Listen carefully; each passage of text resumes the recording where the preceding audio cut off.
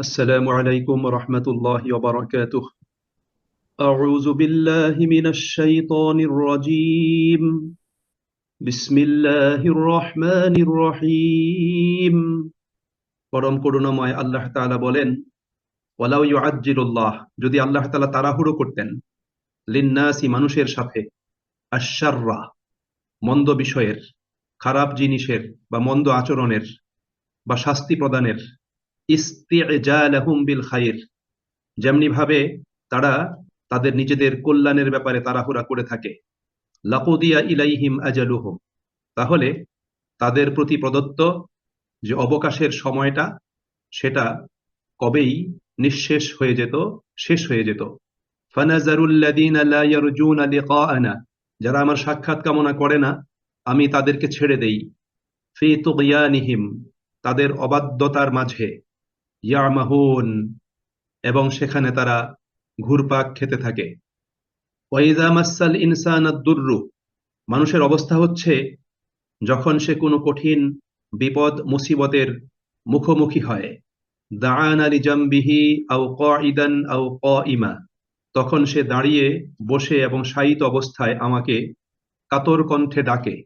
ফালাম্মা কাশাফনা আনহু দুররাহু, অতঃপর যখন আমি তার বিপদ মুসিবত দূর করে দেই, মাররা কাআল্লাম ইয়াদউনা ইলা দুররিম মাসসাহ, তখন সে এমন ভাবে চলে যায় বা এমন ভাবে চলতে থাকে যেন সে কখনোই বিপদে পড়ে আমাকে ডাকেনি। কাযালিকা যুয়্যিনা লিল মুসরিফিনা মা কানু ইয়ামালুন, ঠিক তেমনি ভাবে যারা সীমা লঙ্ঘনকারী, তাদের কার্যক্রমগুলোকে তাদের জন্য শোভনীয় করে দেয়া হয়েছে। আমানতু বিল্লাহ।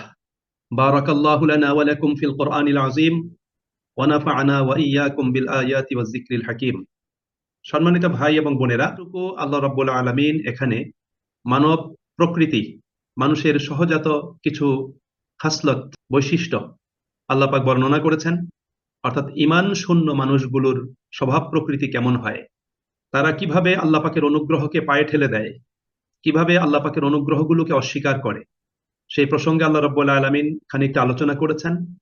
সম্মানিত ভাই এবং বোনেরা, আল্লাহ রাব্বুল আলামিন তিনি বলছেন 11 নম্বর আয়াত, ওয়ালাউ ইউআজ্জিলুল্লাহ, যদি আল্লাহ সুবহানাহু ওয়া তাআলা তাড়াহুড়ো করতেন, যদি আল্লাহ রাব্বুল আলামিন তাড়াহুড়ো করতেন, যদি ত্বরিতভাবে আল্লাহ রাব্বুল আলামিন সম্পাদন করতেন, সমাধান করতেন, কাদের জন্য? লিন্নাসি, মানুষের জন্য। কি জিনিস? আশ-শাররা, মন্দ বিষয়ে বা খারাপ ব্যবহার। অর্থাৎ মানুষ আল্লাহ পাকের অবাধ্যতা করেছে, অবাধ্যতা করার সাথে সাথে তাদেরকে পাকড়াও করে তাদেরকে ধ্বংস করে দেওয়া বা তাৎক্ষণিক তাদের উপর শাস্তি প্রেরণ করা। অর্থাৎ আল্লাহ রাব্বুল আলামিন যদি মানুষের মন্দ কর্ম এবং আচরণের কারণে তাদের প্রতি যদি মন্দ ব্যবহার বা শাস্তি প্রয়োগের বিষয়টিকে আল্লাহ পাক যদি তাড়াহুড়ো করতেন, ইস্তি'জালাহুম বিল খাইর, যেমনি ভাবে তারা নিজেদের জন্য কল্যাণের বিষয়ে তাড়াহুড়ো করে থাকে। আল্লাহ রাব্বুল আলামিন বলছেন যে মানুষ যেভাবে নিজেদের কল্যাণের ক্ষেত্রে তাড়াহুড়ো করে থাকে, দুনিয়ার কল্যাণ চাওয়ার ব্যাপারে তাড়াহুড়ো করে থাকে, কল্যাণটা দ্রুত পেতে চায়, আল্লাহ রাব্বুল আলামিন তাদেরকে সেই কল্যাণটা দান করেন। কিন্তু মানুষের মন্দ কর্মের কারণে আল্লাহ তাআলা যদি মানুষের প্রতি তার কঠিন আচরণের বা শাস্তি প্রদানের ব্যবহারটাকে আল্লাহ রাব্বুল আলামিন যদি তাড়াহুড়ো করতেন, আল্লাহ বলছেন লাকুদিয়া ইলাইহিম আজালুহুম, লাকুদিয়া, তাহলে অবশ্যই শেষ হয়ে যেত, ইলাইহিম আজালুহুম, তাদের প্রতি প্রদত্ত অবকাশ বা সময়কাল। আল্লাহ পাক তাদের প্রতি যে অবকাশের যে সময়টা আল্লাহ পাক তাদেরকে দিয়েছেন, যে আয়ুষ্কালটা তাদেরকে পৃথিবীতে দিয়েছেন, তাহলে সেটা কি হতো? সেটা তাৎক্ষণিক দ্রুত সেটা সমাধান হয়ে যেত। আল্লাহ রাব্বুল আলামিন এখানে যে বিষয়টা আল্লাহ রাব্বুল আলামিন উপস্থাপন করছেন, সেটা হলো যে আল্লাহ সুবহানাহু ওয়া তাআলা প্রত্যেক মানুষকে আল্লাহ রাব্বুল আলামিন একটা সময়কাল প্রদান করেছেন। এটা হলো আল্লাহ পাকের পক্ষ থেকে মানুষের জন্য নির্ধারিত সময়, এটা আল্লাহ পাক মানুষকে দিয়েছেন। আল্লাহ সুবহানাহু ওয়া তাআলা মানুষের কৃতকর্মের কারণে আল্লাহ পাক মানুষকে তাৎক্ষণিক পাকড়াও না করে আল্লাহ পাক অবকাশ প্রদান করেন। এই অবকাশটা হলো মানুষের জন্য আল্লাহ পাকের পক্ষ থেকে রহমত, অনুগ্রহ, করুণা, যাতে মানুষ এই অবকাশটা পেয়ে নিজের ভুলটা বুঝতে পারে, নিজেকে সংশোধন করে নিতে পারে। সেজন্যই কিন্তু আল্লাহ পাক অবকাশটা প্রদান করেছেন। আল্লাহ রাব্বুল আলামিন এই ভাষণটা, এই বক্তব্যটা আল্লাহ পাক শুরু করছেন, তখনকার প্রেক্ষাপটটা ছিল যে মাত্র কিছুদিন আগেই মক্কাতে দুর্ভিক্ষ হয়েছিল তাদের অবাধ্যতার কারণে একটা বর্ণনায় এসেছে যে রাসূল করিম সাল্লাল্লাহু আলাইহি সাল্লাতু ওয়াস সালাম তাদের জন্য দুর্ভিক্ষের জন্য, যাতে তাদের উপর দুর্ভিক্ষ পতিত হয় সেজন্য আল্লাহ পাকের কাছে আবেদন করেছিলেন। রাসূল করিম সাল্লাল্লাহু আলাইহি সাল্লাতু ওয়াস সালামের আবেদনের পরিপ্রেক্ষিতে তাদের প্রতি দুর্ভিক্ষ নেমে এসেছিল, এবং দুর্ভিক্ষের এটা এমন একটা মারাত্মক একটা পরিস্থিতি তাদের উপর তৈরি করেছিল, তখন মক্কাবাসীদের নাভিশ্বাস শুরু হয়ে গিয়েছিল। দুর্ভিক্ষের দিনগুলোতে কুরেশ গোত্রের সেই অহংকারী দাম্ভিক নেতৃত্বের মাথাটা অনেকগুলো নিচু হয়ে গিয়েছিল। তারা সব সময় প্রার্থনা এবং আহাজারি করত, তাদের মূর্তি পূজায় ভাটা পড়ে গিয়েছিল, এবং এক আল্লাহ তাআলার প্রতি আকর্ষণ তাদের বেড়ে গিয়েছিল। এমন একটা পর্যায়ে আবু সুফিয়ান রাসূল করিম সাল্লাল্লাহু আলাইহি ওয়াসাল্লামের প্রতি আবেদন জানালেন যে, মুহাম্মদ, আমাদের প্রিয় ভাতিজা, তুমি তোমার জাতির প্রতি সদয় হও, তাদের জন্য আল্লাহ পাকের কাছে দোয়া করো, তিনি যাতে এই অবস্থা দূর করে দেন। রাসূল করিম সাল্লাল্লাহু আলাইহি ওয়াসাল্লাম দোয়া করলেন। দোয়া করার পরে আল্লাহ রাব্বুল আলামিন দুর্ভিক্ষ দূর করে দিলেন, বৃষ্টি শুরু হলো, সমৃদ্ধির দিনগুলো চলে আসলো। কিন্তু এই লোকগুলো যতটুকু নমনীয় হয়েছিল, মাথা নিচু করেছিল, এক আল্লাহর প্রতি একটু অনুরাগ তাদের ভিতর সৃষ্টি হয়েছিল, দুর্ভিক্ষ দূর হয়ে যাওয়ার পরে তাদের আগের সেই বিদ্রোহাত্মক আচরণ, অসৎকর্ম এবং সত্য বিরোধিতা, এটা আবার নতুন করে শুরু হয়ে গেল। যাদের হৃদয় আল্লাহ পাকের দিকে ফিরতে শুরু করেছিল, তারা আবার জাহেলিয়াতের অন্ধকারে নিমজ্জিত হলো। এই বিষয়গুলো আল্লাহ রাব্বুল আলামিন কোরআনুল কারীমের অন্যান্য জায়গাতে আলোচনা করেছেন। যেমন সূরা নাহালের ভিতর আল্লাহ রাব্বুল আলামিন আলোচনা করেছেন, সূরা নাহালের 112 এবং 13 নম্বর আয়াতে আল্লাহ রাব্বুল আলামিন আলোচনা করেছেন। আল্লাহ সুবহানাহু ওয়া তাআলা বলছেন যে, অদরাবাল্লাহু মাসালান ক্বরিয়াতান কানাত আমিনাতান মুতমাইন্নাতান ইয়াতিহা রিজকুহা রাগাদাম মিন কুল্লি মাকান। আল্লাহ তাআলা এমন একটা জনপদের উপমা দিচ্ছেন, উদাহরণ দিচ্ছেন, যেটি ছিল নিরাপদ, নিশ্চিন্ত, সেখানে সব দিক থেকে রিজিক আসতো। ফাকাফারাত বিআনউমিল্লাহ, তারপর সেই জনপদ আল্লাহ পাকের প্রতি কুফরি করলো। ফাযাকাহাল্লাহু লিবাসাল জুই ওয়াল খাউফি বিমা কানু ইয়াসনাউন। ফলে আল্লাহ রাব্বুল আলামিন তাদের কৃতকর্মের জন্য তাদেরকে ক্ষুধা এবং ভয়ের পোশাক আস্বাদন করালেন। আল্লাহ রাব্বুল আলামিন বলেন, ওয়ালাকাদ জাআহুম রাসূলুম মিনহুম, তাদের মধ্য থেকে তাদের কাছে রাসূল আগমন করেছিলেন। ফাকাজ্জাবুহু, কিন্তু তারা তাকে অস্বীকার করলো, মিথ্যা প্রতিপন্ন করলো। ফাআখাযাহুমুল আযাবু ওয়া হুম যালিমুন, এবং তাদের জুলুম অত্যাচারের কারণে আযাব তাদেরকে পাকড়াও করে ফেললো। এছাড়া আল্লাহ সুবহানাহু ওয়া তাআলা সূরা আল মুমিনুনের 75 থেকে নিয়ে 77 আয়াত পর্যন্ত আল্লাহ পাক এই বিষয়টা আলোচনা করেছেন। আল্লাহ রাব্বুল আলামিন বলেন যে, মানুষকে আমি প্রথমে কল্যাণ দান করি, কল্যাণ দান করার পরে তারা আমার অবাধ্যতা করে, আমার শুকর আদায় করে না, তারপর আমি তাদেরকে শাস্তি দিয়ে পাকড়াও করি। তখন তারা আমার কাছে কাতর কণ্ঠে আবেদন জানায়। আমি যখন তাদের আবেদনে সাড়া দান করে তাদের সেই অকল্যাণ এবং শাস্তি দূর করে দেই, তখন আবার তারা পূর্বের মতো অবাধ্যতা শুরু করে দেয়, যেন তাদের উপর কখনোই আমার পক্ষ থেকে কোনো শাস্তি, বিপদ, মুসিবত আসেনি বা তাদেরকে পাকড়াও করেনি। এছাড়া সূরা দুখানের 10 থেকে 16 নম্বর আয়াতে আল্লাহ রাব্বুল আলামিন এই বিষয়টি আলোচনা করেছেন।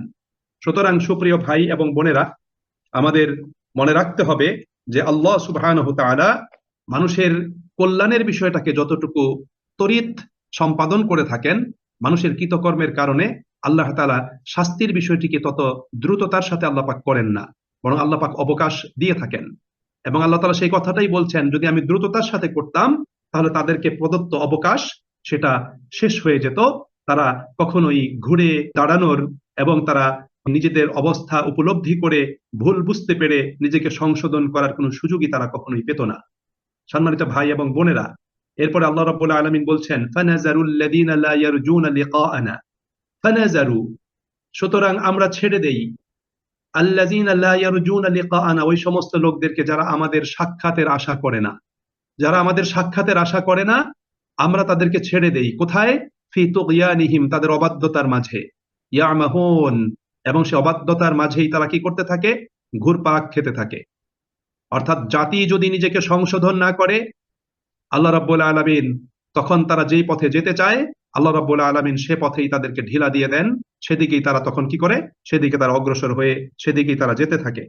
সম্মানিত ভাই এবং বোনেরা, এটা আমাদের জন্য কিন্তু অত্যন্ত সহজ জিনিস আল্লাহ রাব্বুল আলামিন বিষয়টা আমাদের কাছে উপস্থাপন করে দিয়েছেন, যে আপনি যেদিকে যেতে চাবেন আল্লাহ পাক সেদিকে আপনাকে যেতে দিবেন।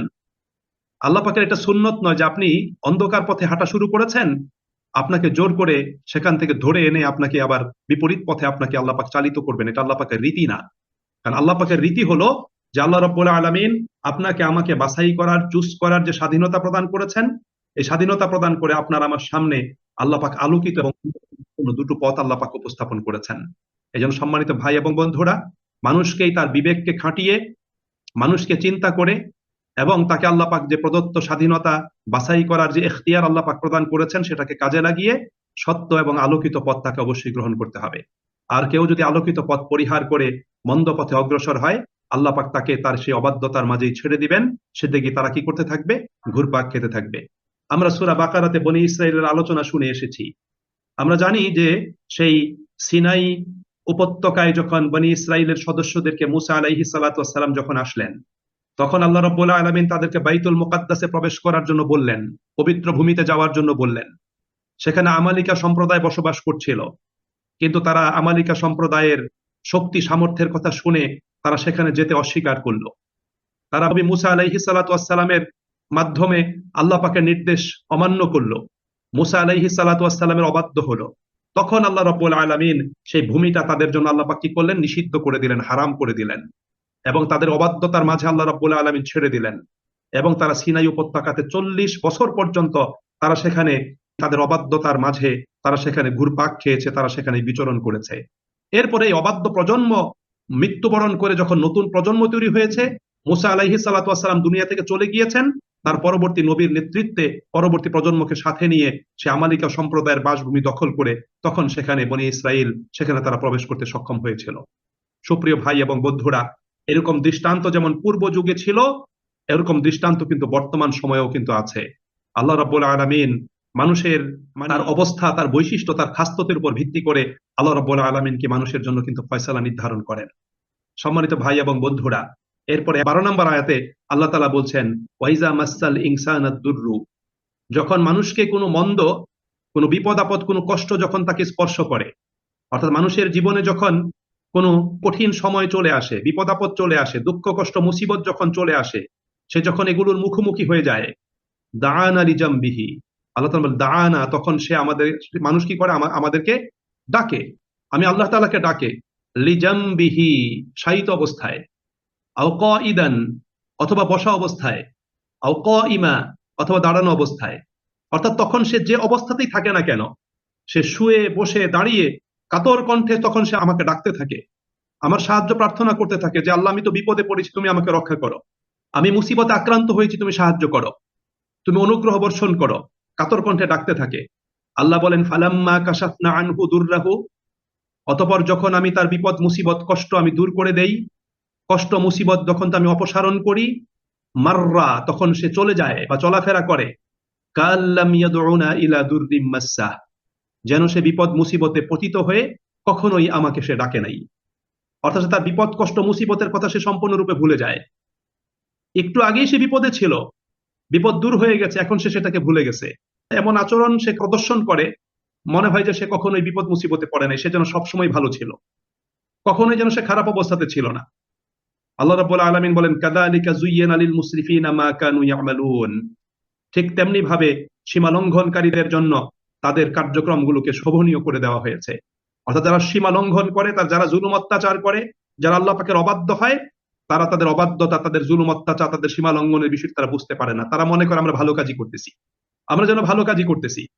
এই জন্য সম্মানিত ভাই এবং বন্ধুরা, আপনি বর্তমান সময়ের সাথে আয়াতটাকে একটু মিলিয়ে দেখেন, বর্তমান সময়ের সাথে, যে আমরা বিগত দিনে কিরকম মুসিবতের উপর পতিত ছিলাম। কত বড় মুসিবতের একটা বিশাল পাথর এই জাতির উপর চাপানো ছিল। এ জাতি কথা বলতে পারেনি, এ জাতি প্রতিবাদ করতে পারেনি, এ জাতি অধিকার থেকে বঞ্চিত ছিল। এ জাতির অসংখ্য মানুষকে অন্যায়ভাবে নির্মমভাবে হত্যা করা হয়েছে, গুম করা হয়েছে, খুন করা হয়েছে, ঘরে থাকতে দেওয়া হয়নি, পরিবার থেকে বিচ্ছিন্ন রাখা হয়েছে। আল্লাহ সুবহানাহু ওয়া তাআলা সেই জাতির উপর থেকে, জাতির আর্তনাদ, তার ফরিয়াদের বদৌলতে আল্লাহ পাক সেই মুসিবত কিন্তু দূর করে দিয়েছেন। কিন্তু এখন যে আচরণ এই জাতি আবার প্রদর্শন করছে, তাতে মনে হয় এই জাতির উপরে বিগত 16 বছর কোন ধরনের বিপদ মুসিবত, তাদের উপর খারাপ সময় কখনোই যেন ছিল না, তারা যেন সবসময় ভালোটাই ছিল। আল্লাহ রাব্বুল আলামিন এই বিষয়গুলো উপস্থাপন করেছেন মানুষকে শিক্ষা গ্রহণ করার জন্য। এজন্য সম্মানিত ভাই এবং বোনেরা, এখান থেকে আমাদের প্রকৃত শিক্ষাটা কি করতে হবে, এখান থেকেই কিন্তু গ্রহণ করতে হবে। এই ধরনের অনেকগুলো আয়াত কোরআনুল কারীমে আছে। যেমন এই সূরাটাতে, সূরা ইউনূসেই 21 আয়াত থেকে নিয়ে 23 আয়াত পর্যন্ত আল্লাহ পাক এই বিষয়ে আলোকপাত করেছেন। সেখানে আল্লাহ রাব্বুল আলামিন বলছেন, অবস্থাটা লক্ষ্য করেন, বিশেষ করে আমি বলতে চাই 22 নম্বর আয়াত। আল্লাহ বলছেন যে হুয়াল্লাযী ইউসাইয়িরুকুম ফিল বাররি ওয়াল বাহর, তিনি আল্লাহ তাআলা যিনি জলে এবং স্থলে তোমাদেরকে পরিচালনা করেন। হাত্তা ইযা কুনতুম ফিল ফুলক, আল্লাহ বলছেন যখন তোমরা কোনো নৌযানে থাকো, নৌযানে ভ্রমণ করো, আরোহণ করো। ওয়াজারাইনা বিহিম বিরিহিন তাইয়্যিবাহ, তারপর আল্লাহ তাআলা বলেন যে অনুকূল বাতাসে সেই নৌযানটা চলাচল করে। অফারিহু বিহা, এবং তোমরা আনন্দ উপভোগ করো। জাআতহা রিহুন আসিফ, এরপর হঠাৎ করে কি হয়, একটা ঝড় শুরু হয়। ওয়াজাহুমুল মাউজু মিন কুল্লি মাকান, এবং ঝড় শুরু হলে সেই অথই নদীতে, সাগরে চতুর্দিক থেকে ঢেউগুলো পাহাড়ের মতো এসে তোমাদের নৌযানে আশ্রে পড়ে। ওয়াযান্নু আন্নাহুম উহীতা বিহিম, তখন আরোহীরা মনে করতে থাকে তারা ভীষণ এই তরঙ্গ পরিবেষ্টিত হয়ে গিয়েছে। দাউল্লাহ মুখলিসিনা লাহুদ্দিন, তখন তারা আল্লাহ তাআলাকে কাতর কণ্ঠে ডাকতে থাকে, ফরিয়াদ করতে থাকে। আল্লাহ বলছেন লাইন আনজাইতানা মিন হাযিহি, তারা তখন বলতে থাকে যদি তুমি আমাদেরকে বিপদ থেকে উদ্ধার করো, লানাকুনান্না মিনাশ শাকিরিন, তাহলে আমরা তোমার কৃতজ্ঞ শুকরগুজার বান্দা হয়ে যাব। আল্লাহ বলেন 23 নম্বর আয়াতে, ফালাম্মা আনজাহুম, অতঃপর যখন আল্লাহ পাক তাদেরকে উদ্ধার করেন, বিপদ মুক্ত করেন, ইজাহুম ইয়াবগুনা ফিল আরদি বিগাইরিল হক, তখনই তারা সত্য থেকে বিচ্যুত হয়ে পৃথিবীতে বিদ্রোহ করতে থাকে। তারা বিদ্রোহ করতে থাকে। দেখেন প্রকৃত অবস্থাটা আল্লাহ রাব্বুল আলামিন এখানে তুলে ধরেছেন। নৌযানে যখন ঝড় শুরু হয়, যখন নৌযানটা বিপদের সম্মুখীন হয়, ডুবে যাবে, মানুষগুলোর শরীর সমাধি ঘটবে, এই অবস্থা যখন উপনীত হয়, তখন প্রত্যেকেই কিন্তু চিৎকার করে ডাকতে থাকে। আল্লাহ তাআলা বলছেন যে এরপরে কি হয়, আল্লাহ বিপদ থেকে উদ্ধার করলে তাৎক্ষণিক তারা কি করে, আল্লাহ পাকের সাথে শিরিক করে ফেলে, আল্লাহ পাকের অনুগ্রহের কথা ভুলে যায়। আল্লাহ রাব্বুল আলামিন সেই বিষয়টা এই সূরাতে আল্লাহ পাক বিভিন্ন জায়গাতে আল্লাহ পাক কি করেছেন, আলোচনা করেছেন। এখানেও আল্লাহ তাআলা আলোচনা করছেন যে তারা যখন বিপদ মুসিবতে পতিত হয়, বসে শুয়ে দাঁড়িয়ে আমাকে কাতর কণ্ঠে ডাকতে থাকে, আর আমি যখন তাদের বিপদ মুসিবত দূর করে দেই, তখন তারা আমার এই অনুগ্রহের কথা ভুলে যায়। তখন তাদের আচরণ এমন হয় যেন তারা কখনোই বিপদে পতিত হয়নি, এবং বিপদে পতিত হয়ে আমাকে কখনোই যেন তারা ডাকেনি। আল্লাহ রাব্বুল আলামিন এই বিষয়টি আমাদেরকে এখানে দিয়েছেন যাতে আমরা প্রকৃত বিষয়টা উপলব্ধি করতে পারি। এই জন্য সুপ্রিয় ভাই এবং বন্ধুরা, আমাদের ব্যক্তিগত জীবনে, পারিবারিক, সামাজিক, সামগ্রিক জীবনে আমাদের যত কঠিন সময়, কঠিন মুসিবত, বিপদ আপদ, রোগ ব্যাধি আসে, এগুলো প্রকৃত দূরকারী হলেন মহান আল্লাহ সুবহানাহু ওয়া তাআলা। আমরা যেন কখনোই কোনো অবস্থাতেই আল্লাহ পাকের অনুগ্রহ সমূহকে যেন ভুলে না যাই। আমরা যেন সর্বদা আল্লাহ পাকের প্রতি কৃতজ্ঞ থাকি, তার শুকর আদায় করি, তার নিয়ামতের মূল্যমান উপলব্ধি করে আমরা যাতে তার অনুগত থেকে তার প্রতি আত্মসমর্পণ করে তার ইচ্ছা অনুযায়ী যাতে জীবন যাপন করি। এটাই হলো আল্লাহ পাকের পক্ষ থেকে আমাদের প্রতি জোরালো নির্দেশনা। আল্লাহ আমাদের সকলকে সেই তৌফিক নসিব করুন। আমিন। ওয়া আখিরু দাওয়ানা আনিল হামদুলিল্লাহি রাব্বিল আলামিন। আসসালামু আলাইকুম ওয়া রাহমাতুল্লাহি ওয়া বারাকাতুহু।